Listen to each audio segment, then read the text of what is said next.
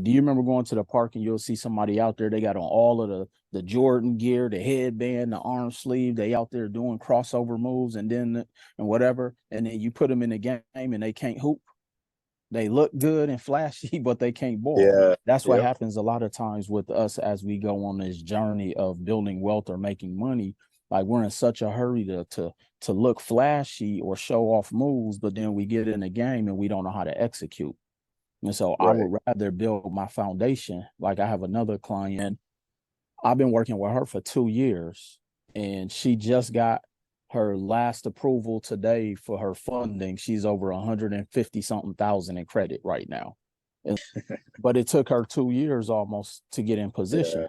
And so the thing is that we have to be okay with where we are on our journey and build it the right way. You see what I'm saying? Because Yeah. Man. let me ask you this: is real estate going anywhere? No, real It's estate is not. something that we will always need, We'll always need and we'll always always need. have access to it.